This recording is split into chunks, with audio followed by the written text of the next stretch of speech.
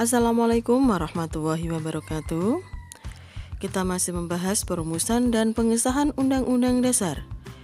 Pada pertemuan kali ini, kita masih membahas poin yang A, tetapi kita bahas yang D, yaitu tentang kegiatan sidang BPUPKI kedua pada tanggal 10 sampai 17 Juli tahun 1945. Kegiatan sidang BPUPKI yang kedua yaitu dilakukan pada tanggal 10 sampai 17 Juli 1945. Tentunya anak-anak masih mengingat konstitusi adalah hukum dasar yang dijadikan pegangan dalam penyelenggaraan pemerintahan negara. Oleh karena itu, menurut Jimli As-Siddiqi, konstitusi bukan undang-undang biasa.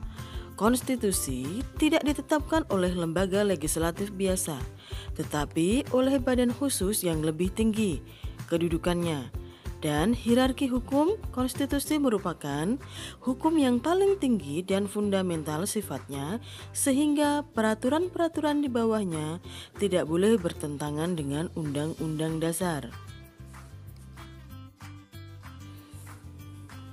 Naskah Undang-Undang Dasar pertama kali dipersiapkan oleh BPUPKI pada sidang kedua, yaitu pada tanggal 10 Juli sampai 17 Juli tahun 1945.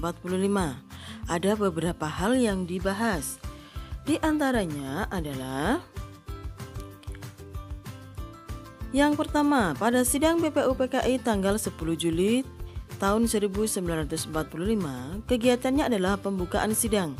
Sidang diawali dengan laporan Soekarno selaku ketua panitia kecil yang dibentuk di sidang pertama. Dua hal yang dilaporkan oleh Soekarno yaitu 1. Hasil inventarisasi usul dan pendapat dari para anggota BPUPKI. Yang kedua adalah usaha mencari jalan tengah atas perbedaan pandangan golongan Islam dan golongan nasionalis. Usulan tersebut dikelompokkan menjadi 9 kelompok. Kelompok usulan yang paling banyak adalah yang meminta kemerdekaan secepatnya. Dalam pidato laporannya, Soekarno juga membacakan Piagam Jakarta, pembukaan hukum dasar negara yang dirumuskan Panitia 9 dan disetujui oleh Panitia Kecil.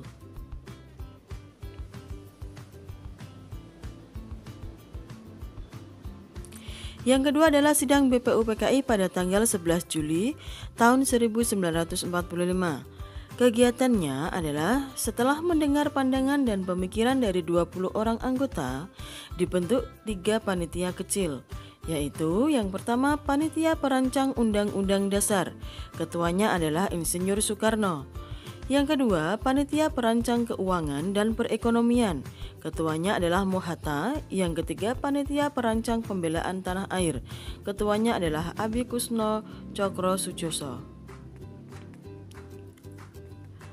Pada tanggal 11 Juli tahun 1945, Panitia Perancang Undang-Undang Dasar ini membahas bentuk negara atau pemerintahan apabila nantinya sudah merdeka. Selanjutnya, sidang menghasilkan kesepakatan sebagai berikut. 1. Membentuk Panitia Perancang atau Declaration of Right yang beranggotakan Ahmad Subarjo, Sukiman, dan Parada Harhab. 2. Membentuk Panitia Kecil Perancang Undang-Undang Dasar yang diketuai oleh Supomo. Yang ketiga, bentuk unitarisme. Yang keempat, pimpinan negara di tangan satu orang, yaitu Presiden. Selanjutnya, sidang yang dilakukan pada tanggal 12 Juli tahun 1945. Kegiatannya adalah berupa pembahasan lanjutan di masing-masing panitia dan Panitia Kecil Perancang Undang-Undang Dasar. Ini berhasil menyusun naskah rancangan Undang-Undang Dasar. Yang keempat adalah sidang BPUPKI pada tanggal 13 Juli tahun 1945. Kegiatannya adalah pembahasan hasil kerja Panitia Kecil Perancang Undang-Undang Dasar yang diketuai oleh Profesor Mr. Dr. Supomo yang tugasnya adalah khusus untuk merancang isi pasal-pasal dan undang-undang dasar. Ini beranggotakan 7 orang, di antaranya adalah 1. Profesor Mr. Dr. Supomo, ini adalah Ketua Panitia Kecil. Yang kedua, Mr. KRMT Wongsongoro, ini anggota. 3. Mr. R. Rahmat Subarjo.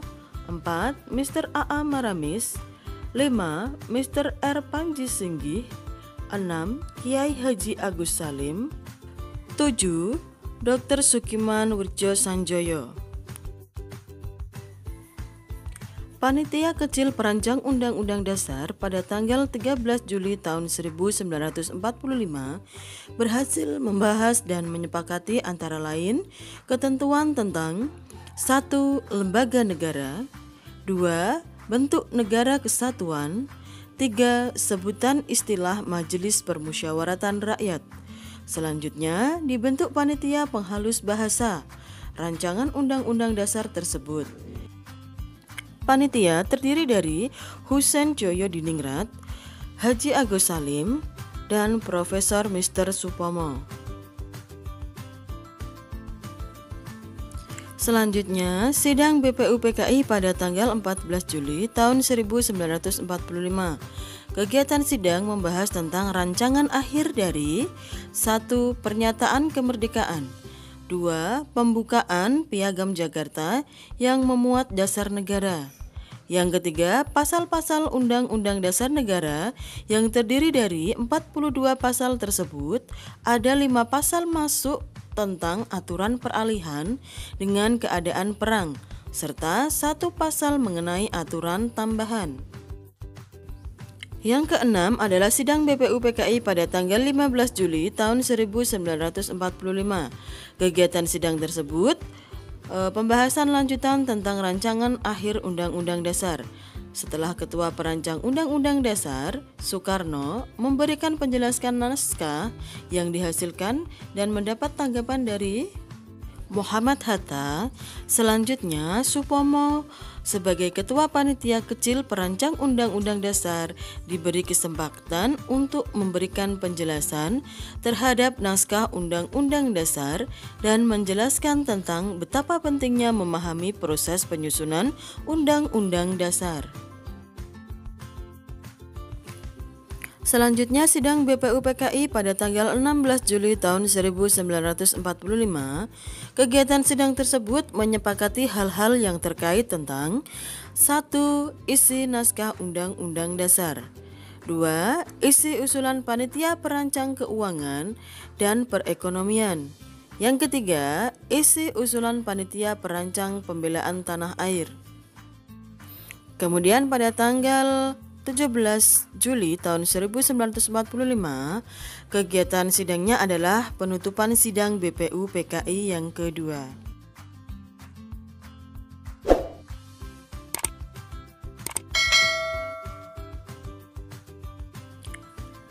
Demikian materi hari ini. Semoga bermanfaat. Terima kasih. Wassalamualaikum warahmatullahi wabarakatuh.